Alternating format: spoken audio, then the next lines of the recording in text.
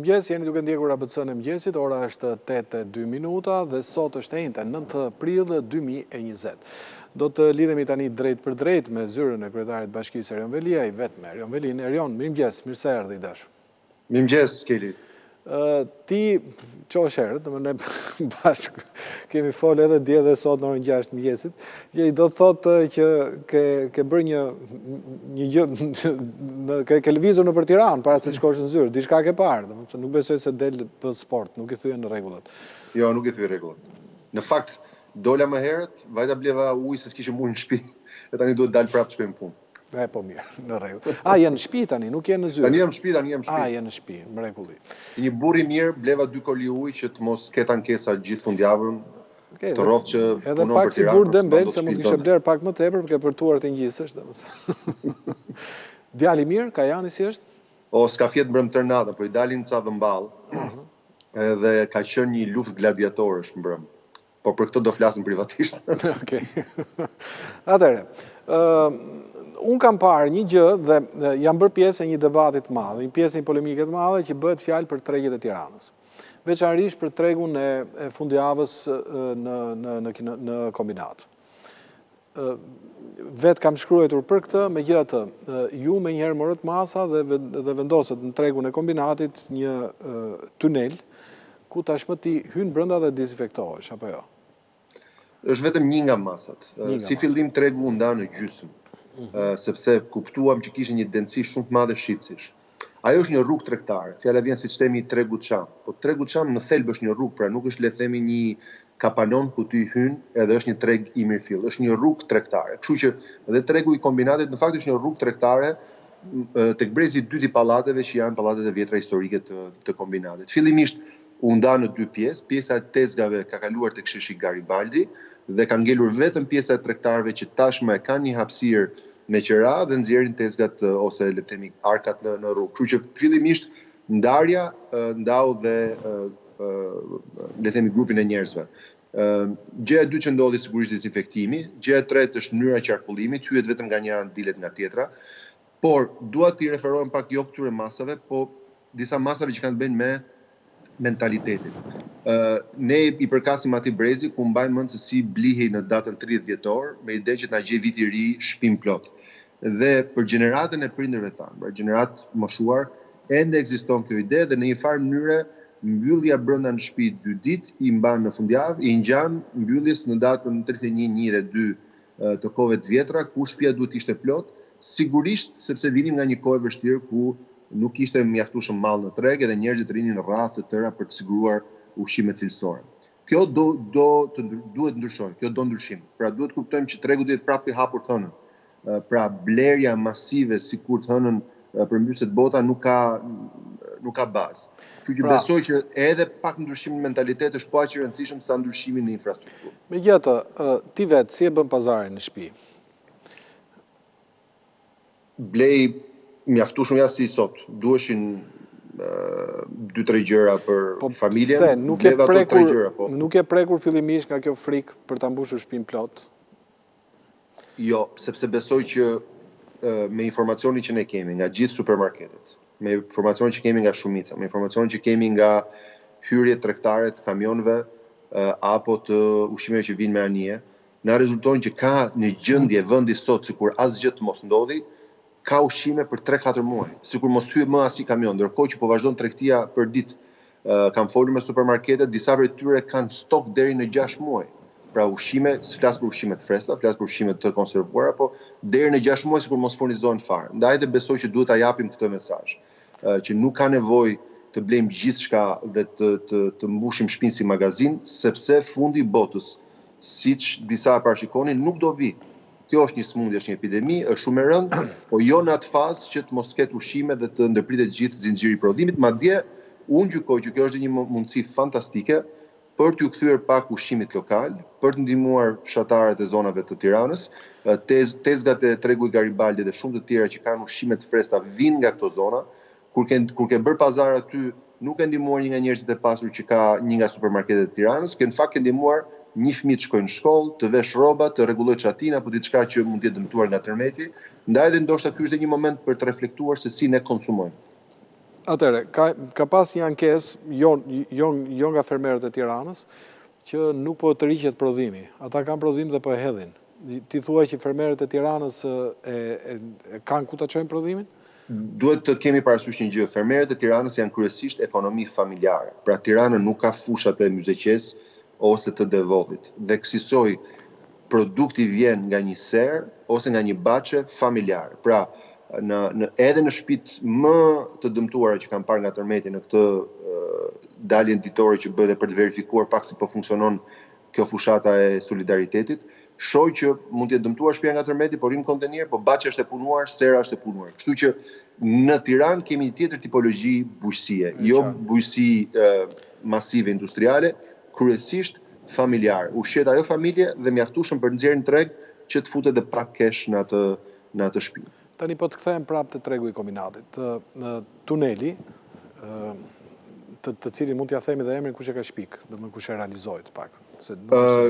Ne kemi parë disa modele, por unë besoj që në kohë të vështira është një hapësirë fantastike për inovacion. Kështu që miku ynë Albi Çifligu arriti të prodhonte le të themi ekuivalenten e skanerit në aeroport. Pra nëse skaneri në aeroport detekton metal, ky detekton njeriu që sapo futet dhe në atë moment bëhet një sprucim. Po vetëm të kemi parasysh një gjë. Kjo është arsyeja që ka lënë skenografin time pa përfunduar se po bën tunel. Domethënë që ta dish, domethënë se jenë bërë.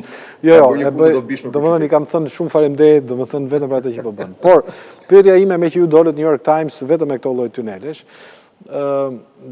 dhe fotot ishin shumë interesante. Në fakt, fotot janë të Gen Shkullakut, mos gaboj. Jo, janë të Florian Gogës nga Rodës. Të Florian Gogës, okej, atëherë nga trova unë. Keni dalë... Edhe Gendi bën punë fantastike, po është... Lesaja, po. Tani, në momentin që ti futesh, ka një si punë tymi. Çfarë është kjo gjëja që... Ai është një solucion sprucator, shumë i ngjashëm me ato që le të themi përdoren për dezinfektim të rrobave personal. Është një nga 7 elementet e aprovuar nga OBSH-ja që ne përdorim. Një tjetër e përdorim për sprucatorët masiv me kamionçina që ju shikoni direkt sa mbyllet orari punës, janë ata që bëjnë deri në mbrëmje sprucimin e lagjeve të Tiranës, ndërkohë që është një tjetër solucion me bazë klori, ai që përdoret për rrugët, që në ditët, sigurisht në ditët që ka shi, ajo s'ka sens se shplahet, por në ditët si sot, një nga gjërat që verifikova sot mëngjes, ishte shplarja rrugëve me këtë solucion. Kështu që ne përdorim nga paketa e solucioneve, 7 solucioneve që janë aprovuar nga OBSH-ja. Por këto nuk kanë pasoja të lënë njolla në rroba, ose nga thithja. Sigurisht që aty rrihet 3 deri në 5 sekonda, pra nuk është një vend për të ndëjtur edhe për të lexuar libra. Është edhe një mënyrë se si disiplinohet hyrja një nga një në treg dhe jo në turm, dhe kemi parë që ka një efekt jo të vogël. Tani, gjëja që kam shumë me rakeli kjo, është se ndonjëherë ju japim njerëzve një shpresë të rreme, a thua se zbrazja 5 ose 500 herë koshave në ditë, që prap ka një kosto. Dezinfektimi me lëng, dezinfektimi me vaporizator dhe këto tunelet, këto na zgjidhin hallin. Nuk është e vërtetë.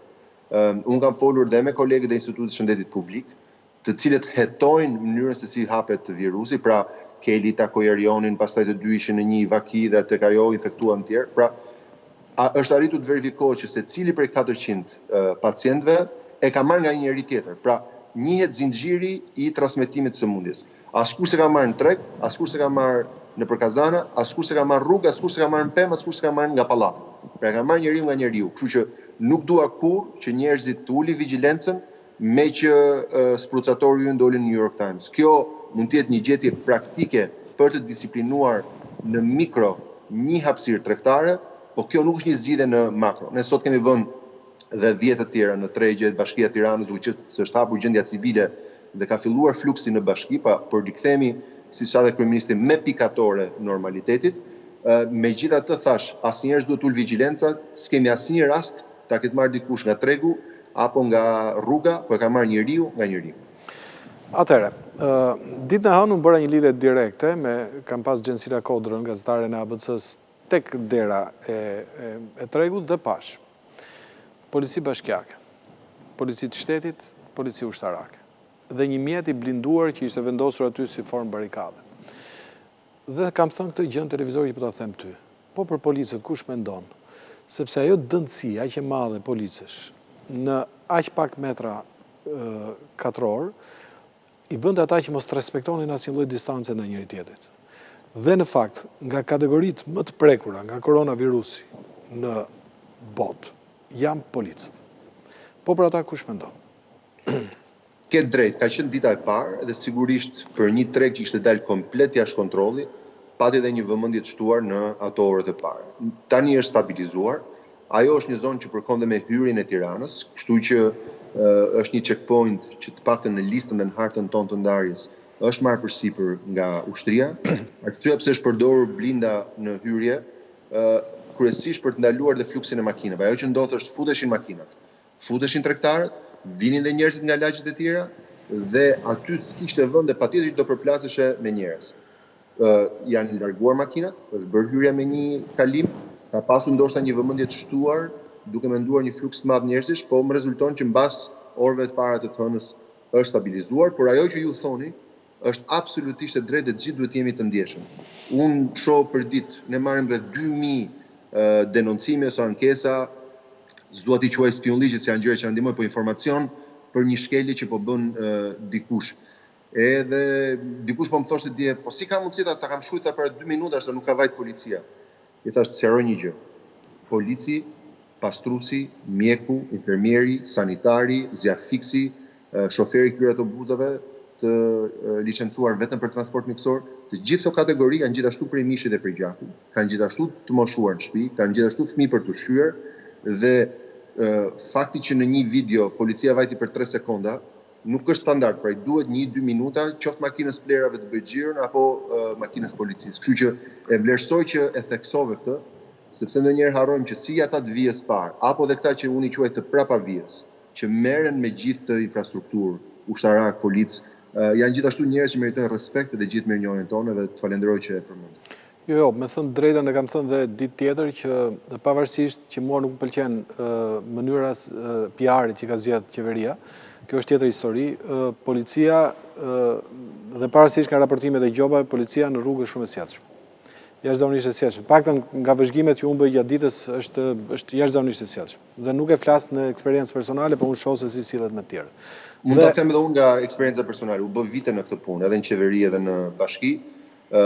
Nuk kam parë një profesionalizëm edhe një korrektes nga policia shtetit si këto kohë. Edhe jam shumë krenar për ta, pavarësisht se është një dikastër që mbuloj. Megjithatë, ndërkohë që ne flisnim, unë do transmetoja paralelisht pamjet e të hënës, pamjet e datës 6 dhe aty distanca është problem, jashtëzakonisht shumë problem. Uroj që mos përsëritet më.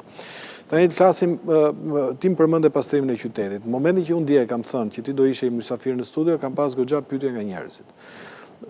Por një zotrin ngulmonte shumë dje dhe më thoshte aman të lutem pyete. Ai jeton në bllokun e pallateve të Ysberishtit.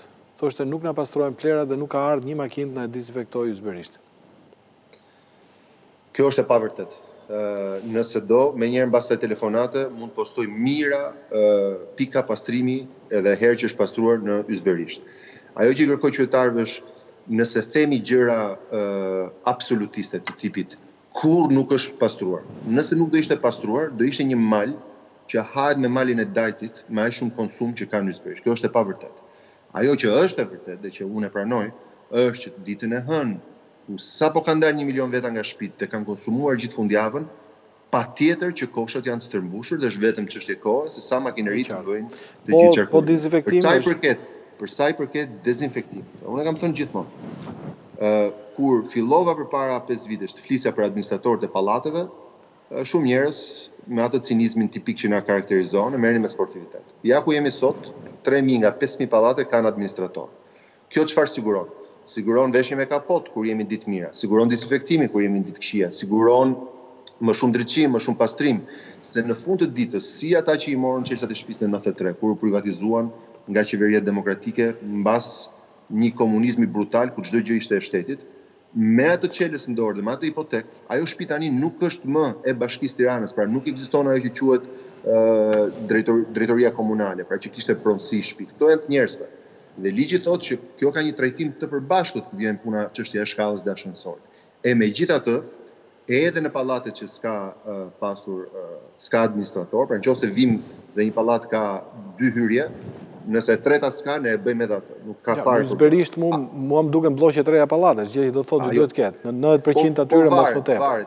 Nuk janë të gjithë të marrshëm vesh, edhe unë besoj që një nga këto mësimet e forta që kemi mësuar është që na duhet shumë bashkëpunim me njëri tjetrin.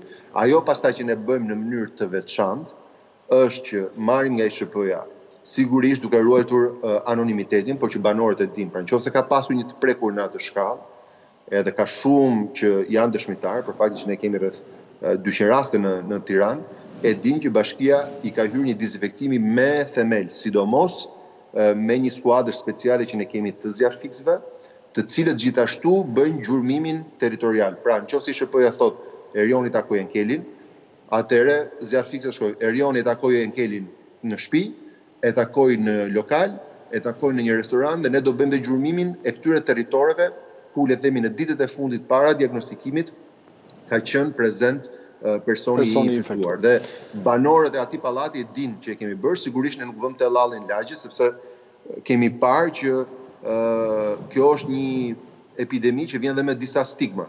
Fillimisht ishte stigma ndaj kinezëve, edhe ne bëm një pritje me kinezët e Tiranës që kishin qenë në Kinë shumë kohë përpara se të kisha qenë unë. Pra, shumë shqiptarë kanë qenë më shpesh në Kinë se ata, por stigma që vinte se kinezët sjellin këtë sëmundje kërkonte atë lloj komunikimi. Edhe në këtë rast ka një lloj stigme. Kështu që kjo është arsyeja pse ne nuk themi po vim tek pallati i Kelit sepse aty dyshohet njëri edhe gjithë lagja tmerrohet. Kjo bëhet me shumë diskrecion edhe me shumë profesionalizëm. Atëherë, tani të flasim pak për ekonominë. Duke u kthyer historisë së ditës diel të tregut kombinatit. Domethënë pati një dyndje në tregun e kombinatit dhe ma merr mendja edhe në tregjet e tjera të Tiranës. Unë nuk mendoj që shqiptarët janë pa edukuar dhe thyej karantinën se janë kryeneç. Po mendoj që një pjesë e mirë e njerëzve që kanë shkuar atje nuk kanë para dhe kanë shkuar të blejnë pak më lirë. Sepse duhet pranojmë që në dyqane, supermarkete, po dhe në tregje çmimet janë rritë.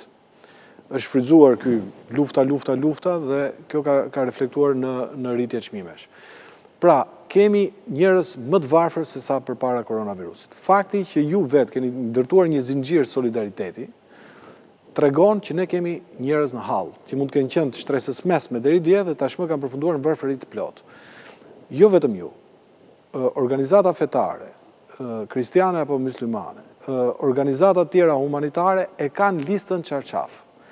Kur kam parë magazinën e Elvis Naçit, me thënë të drejtën jam lahtarisur, domethënë magazine aq shumë e madhe e mbushur me qese që do shpërndaheshin qese bazë. Ato janë qese që tregojnë varfëri ekstreme. Pra, e ke qytetin në një gjendje varfërie që ndoshta nuk duhet bëj krahasime, por nuk ka qenë përpara. Nuk po them që ta bëj me 97-ën apo ta bëj me 90-ën. Por është një situatë krejt e veçantë. Dhe nuk ma merr mendja që me qese zgjidhet kjo punë. Ti marrim temat me radhë. Magazina e mikut ton Elvisit është në Durrës, nuk është në Tiranë. S'ka rëndësi, ai shpërndan në Tiranë, në Durrës, pra gjithandej. Është një përpjekje kombëtare me 6.000 pakete. Këtë nuk po them që s'ka nevojë Tirana, përkundrazi lista në Tiranë që ne i shërbejmë për ditë është 11.600 familje. Kryesisht moshuar të vetmuar, persona me ndihme ekonomike, ata që janë prekur nga tërmeti dhe persona sigurisht me aftësi të kufizuar. Për një qytet me 1 milion veta, sigurisht ka njerëz që janë shumë të suksesshëm, sigurisht ka edhe atyre që kanë rënë hallë, që kanë rënë sfida, që kanë rënë vështirësi. Pjesa më e madhe e kësaj kategorie që u shtua tani prej mbylljes kufive ka të bëjë me të moshuarit e vetmuar, që ky është një target i madh dhe me drejt nëse djali vajza ishin duke u thuar, mban familjen e tij, ndoshta 2-3 niper e mbesa, siç është një rast në kombinat ku gjyshja i kishte marrë për një fundjavë dhe gjyshja po i mban për 1 muaj tani pasi prindrit ngjecën në Itali. Kështu që bëhet fjalë për një kontingjent që në kushte normale i ka të afërmit, në kushte normale i ka fëmijët, në kushte normale familja është e plotë. Jemi në kushte anormale. Unë jam pjesë e një rrjeti të kryetarëve të bashkive, kryesisht amerikanë dhe të Europës perëndimore, një rrjet i organizuar nga Bloomberg Harvard. Në qytetin e New Yorkut, qyteti më i pasur në botë, flen natën pa shtëpi, në rrugë, me çanta gjumi, 68.000 persona çdo natë. 68.000. Numri në Tiranë i kësaj kategorie është 19. Kryesisht Tirana është 1 milion banor, New Yorku është është një org. Vetëm që është shumë e rëndësishme, po mirë, pjestohet për milion dhe prap je në shifra shumë të ndryshme. Dje, presidenti i Parlamentit Evropian ka hapur selin e Parlamentit Evropian për të pastredhë dhe të varfrit dhe gatuan menza e Parlamentit Evropian 1000 racione ditore ushqim të ngrohtë. Dhe është eksaktësisht kjo që po të them. Në Tiranë kemi 19 raste të tilla, 19, që janë le themi kategoria më e vështirë që është pa shtëpi. Këta 19 janë në qendrën tonë sociale në Shkozë. Edhe ne kemi hapur mencën tonë të Shkozës që bën këtë lloj gatimi. Jemi sot në një situatë ku disa prej tyre prap o janë kapur në këtë vështirësi dhe kanë familjet, pra nuk janë pa familje, kanë familjet në Has ose në Fier ose në Elbasan. Një pjesë tjetër kanë qenë kontingjent që përfitojnë nga amnistia e Ministrisë së Drejtësisë dhe Qeverisë për dënimet e lehta, pra dikush është dënuar me 10 muaj burg, stigma e të kthyerit në fshat pasi e dënuar në burg, sidomos në mentalitetin rural, shumë sfiduese, kanë ngecur në Tiranë dhe rrinë rrugë. Pra, kemi të bëjmë raste specifike ku ne për të secilin prej 19-ve kemi një histori personale.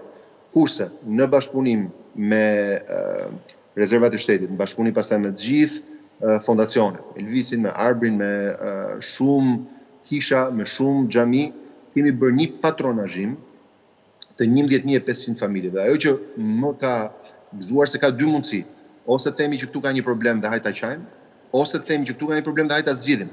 Dhe ajo që më pëlqen, që për herë të parë ne kemi grupe fantastike djemsh dhe vajzash që kanë adoptuar nga një gjysh ose një gjyshe në kuptimin e të qenit një patronazhist ku një ditë mund të jesh duke i bërë pazarin, pra një pjesë e madhe prej tyre thonë nuk dua ndihmë se kam pension, dua vetëm të më blesh 1, 2, 3 gjëra, prap ajo që thatë ju, ka i tregu që i ka të fresta që vjen nga fshati. Këtë Keli e kupton shumë mirë. Këtë që thua ti ne e kuptojmë, sepse ka njerëz që ka rënë halli. Pyetja ime konsiston diku gjetë. Unë nuk them thjesht solidaritetin që shprehim në këtë moment. Sepse e kam të qartë që njerëzit që mund të vdesin nga uria do jenë 0 ose shumë pak. Ajo që po të them është Tirana është në ditën e hallit dhe është ekonomia në ditën e hallit sepse shtresa e mesme po shkon drejt varfërisë. Pra një njeri që ka punuar, kamarier, banakier, tashmë është shumë afër varfërisë. Dhe si do ta ringjallim këtë histori? Po t'jap një ndihmë tjetër. Dje unë dëgjova me shumë vëmendje kryeministrin, i cili tha baret dhe restorantet janë fundit, do hapet kur të festojmë fitoren e luftës. Por llogarit që kjo ekonomi është jetike për qytetin e Tiranës. Mund të gjenden disa mënyra që këta njerëz dalin punë. Duhet të qarkullojnë para, nuk puntrim do të shu, domethënë. Eli, të kuptoj shumë mirë. Megjithatë, në një situatë ku jemi tani, nëse ne bëjmë një hapje të parakoshme, praktikisht do kemi zhbërë gjithë të punë që është bërë deri tani. Jo, nuk po të flas për këtë. Po të them sa kohë mund duhem kështu. Pra, nuk e di. Këto do ta thonë në këtë fazë e vetmja gjë që qeveria ka bërë është që ka dyfishuar ndihmën ekonomike, pra para kesh për ata që janë në ndihmë ekonomike, ka krijuar çdo biznesit vogël familjar mundësinë për t'i marrë rroga dhe gjersa 36.000 biznese kishin aplikuar, do thotë që kjo skem po funksionon. Dhe unë besoj fort që nëse ne ruajmë të disiplinë dhe nëse siç po na tregojnë shifrat 3 ditët e fundit, nuk e shoh jashtëzakonisht largët ditën kur ne do fillojmë bëjmë një hapje graduale. Tani, është një kohë lufte, nëse jo, nuk është kohë lufte, është kohë epidemia, mos e përdorni më këtë shprehjen luftë, keni llataris njerëzit me këtë gjë. Erion, keni llataris njerëzit me këtë gjë. Luftë dalin tanket në rrugë për të luftuar virusin. Tani lutem, nuk dua të flas për politikë, domethënë. Po jo, nuk është vetëm i imi ky opinion. Ky është opinioni jot. Dhe pastaj ankoni pse blen njerëzit, blen pra për luftë, se ç'të bëjnë, krijojnë rezerva. Të lutem. Ky është opinioni yt. Dakor. E vetmja Keli. Unë e respektoj opinionin. Mirë, në rregull, nuk po të ndërpres. Po do bien dakord, mos bien dakord.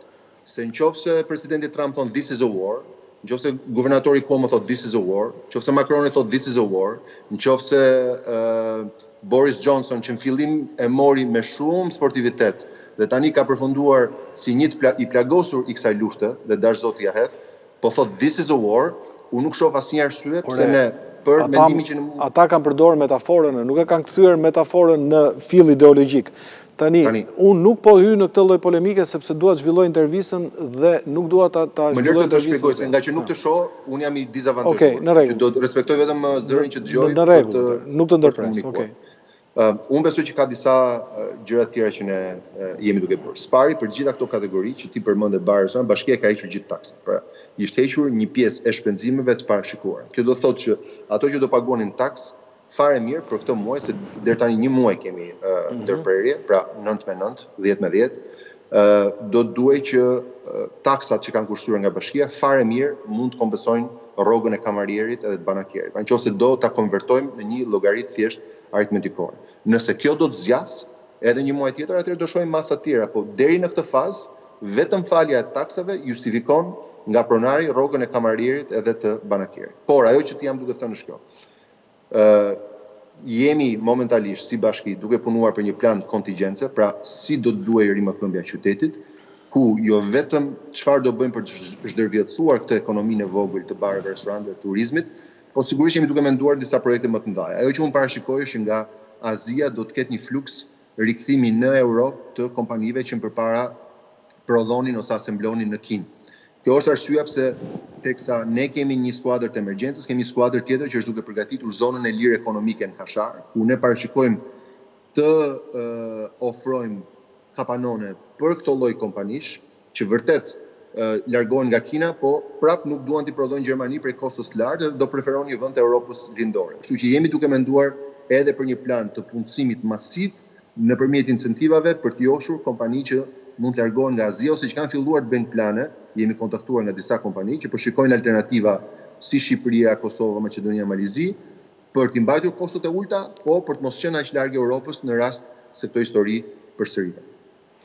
Atëherë, ky është lajm i mirë. Domthonë uroj që mos të jetë thjesht domthonë të jetë lajm konkret, domthonë. E kishim nisur, ne jemi duke punuar me qendrën për zhvillim ndërkombëtar. Këtë e bën Bashkia e Tiranës apo po e bën qeveria? Kjo është e Bashkisë Tiranës. Pra, kur u bë ligji i zonave të lira ekonomike, kryeministri vendosi që të lejonte që operatorët të zonave ekonomike mund të ishte edhe pushteti vendor. Kështu ne jemi bashkia e parë që ka aplikuar. Tashmë kemi çuar aplikimin në qeveri tek AIDA, pra Agjencia Jonë e Investimeve dhe Zhvillimit. Në momentin që ne licencohemi si operator, Bashkia e Tiranës do ta menaxhojë vetë qendrën e Kasharit. Tani, kryeministri italian, zoti Conte, i cili nuk e ka përmendur fjalën luftë akoma, pavarësisht se është vendi më i prekur, dje në fjalimin e tij, i cili është fjalim shumë i rëndësishëm, sepse mund të zhvendosë ekuilibrat e Europës, ku ka thënë nëse Europa ta ndaj mendjen do ecim bashkë apo ne të vazhdojmë të ecim vetëm, ka thënë edhe një gjë tjetër, që po bëhemi gati që Italia të hapet shumë shpejt ndaj turistëve dhe Italia do të jetë vendi i sigurt për turistët. Gjë që do të thotë që pavarësisht se çfarë halli kanë, ata po shkojnë drejt ekonomisë. Tani Tirana turizmin e ka shumë të rëndësishëm. Por kur shef kalan e Tiranës, si u kthye një nga pikat më atraktive të qytetit, po qerat aty janë të larta. Kur shef kalan e Tiranës të mbyllur, si mund ta rrëmbejmë në momentin e fundit turizmin në Tiranë? Ka pas një intervistë me Zak Topuzin, operatorët turistik, kuptohet, nuk janë gjithë në Tiranë, se pjesa më e madhe është në Bregdet, po Zak Topuzi është i Tiranës, kanë ulë flamurin gjysë shtize. Pra, si mund ta rivitalizojmë këtë lloj sektori dhe mbi gjitha ekonominë? Unë besoj që ne kemi treguar që jemi shumë të zhdërvjellët. Pra, rrëzohemi me këmbët në tokë. Edhe ajo që ndjej është që Tirana me dinamizmin që ka, ndoshta do jetë qyteti që do rikuperojë më shpejt se çdo qytet tjetër. Tani, nuk besoj ka njeri që ndihet më keq kur shikon sheshin e zbrazur, parkun e liçenit zbrazur, kalan e Tiranës zbrazur, pazarin zbrazur sa unë. Pasi ke punuar kaq vite për të bërë njerëzit bashkë, për ta kthyer pjacën e qytetit si një agora të komunitetit ton, unë jam besimtar i fortë që i vetmi vend demokratik është sheshi. Janë këto hapësira. Pse? Se janë të gjithë njësoj, janë të gjithë në tokë, asnjëri s'krahasohet me makinën, janë të gjithë pedonal, shkëmben me njëri tjetrin, kanë atë intimitetin që qyteti ka shumë të nevojshëm, edhe pse është bërë 1 milion banor, që ta ketë siç e kishte në kohët e vjetra, kështu që o ndihem unë i keqardhur ose ndihet kush. Por nëse do gabojnë dhe zelli për të rihapur gjërat i politikanëve do i parapri kujdesit të mjekëve, do bënim një gabim fatal. Do doja që mos ta mbani mend Kalan apo Këndin e Lodrave apo Pazarin si vende që u kthyen në vatrat të reja të epidemisë, por si vende që me durim do rikuperojnë sapo të jetë deklaruar nga Ministria e Shëndetësisë që rreziku më i madh ka kaluar dhe ne mund të fillojmë me pikatore hapjen e këtyre hapësirave. Por a do duhet që të bëjmë një program shumë agresiv, aktivitetesh, eventesh, konferencash, pra të gjejmë pafund sebepe për të sjellë njerëzit tu? Patjetër. Që jemi duke punuar për një kalendar dhe në momentin që ne marrim okejin nga mjekët, siç morëm okejin nga inxhinierët kur erdhi puna këtë tërmeti, do i besojmë profesionistëve, nuk do zhgënjeni, do kemi ndoshta kalendarin më agresiv të aktivitete promovuese të qytetit që ka parë ndonjëherë Tirana. Një pjesë madhe për tyre tashmë i kishin përgatitur për 100 vjetorin, do t'i kompaktojmë të gjitha në muajt e mbetur të këtij viti pasi të mbarojë kjo betejë. Do me thënë do vi dhe ai këngëtari që anulloi koncertin. Do vinë shumë këngëtarë dhe do kemi një mundësi për ta kthyer Tiranën në një qendër turizmi, këtë të garantoj. Megjithatë, ti je po aq i lidhur me botën sa që jemi të gjithë, sepse interneti na punon.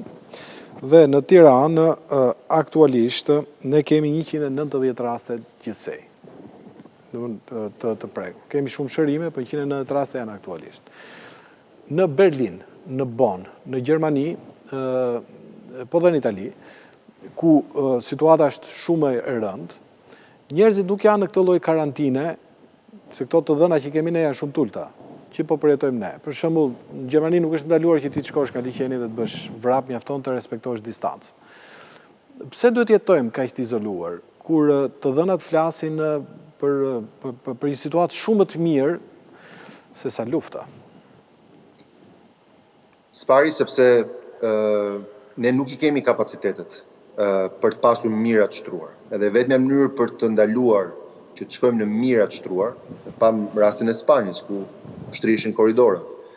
Duke qenë se kemi këtë kapacitet, e vetmja armë fituese dhe strategji fituese për ne është preventimi, pra parandalimi për të mos shkuar tek ajo pikë. Duhet kuptojmë edhe diçka tjetër, i dashur Keli. Ndryshe është situata në Itali të Veriut, si mentalitet flas, ndryshe në Itali të Jugut, ku kolegu im kryetari i Bashkisë Bari do të shkonte fizikisht të nxjerrë njerëzit edhe të shpërndante nga parqet. Pse? Mentaliteti gjerman, mentaliteti norvegjez, mentaliteti suedez, kryesisht një jetë solitare, nuk është i njëjtë me mentalitetin shqiptar, ku ne na pëlqen të jemi në grup, të bërtasim, do thotë që të hedhemi pafundësi stërkalesh teksa i themi njëri tjetrit dhe një gjë normale, ne bërtasim, jemi shumë energjik, kalojmë shumë kohë në grup. Merrni një studim. Mosha e madhe nuk është e vërtet vetëm për Italinë. Është e vërtet edhe për Gjermaninë. Por problemi është që një familje tipike gjermane janë 2 veta. Kurse ne e dim, italianët kanë dhe një shprehje që quhet mamone. Pra ke italianë që edhe 50-60 vjeç rrinë me mamin, 80-90 vjeç prindrit vazhdojnë rrinë në shtëpi. Pra nuk ka të bëjë vetëm demografia e moshës, ka të bëjë dhe struktura familjare, por ka të bëjë gjithashtu dhe mentaliteti. Dhe unë besoj për kulturën tonë mesdhetare, për njerëz që na pëlqen të jemi tërkohën me të tjerë, të rrimë si ne, si grekët fjala vjen, pra të rrimë nëpër lokale, të festojmë, apo Italia Jugut, unë besoj që nuk e marrim dot riskun për ta liruar siç mund ta ketë bërë fjala vjen një vend nordik, ku ai vrapon tek pull dhe jo në grup, ose nuk ulet lozi tavull me orë të tëra me të moshuar të njëjtës mosh që në fakt janë dhe shtresa më e prekur. Kjo ishte pyetja e fundit. Nuk do të bëjmë pyetje të tjera sepse i kisha heq gjitha pyetjet e politikës, me gjitha nuk të pyeta për teatrin. Do kemi kohë për politikë.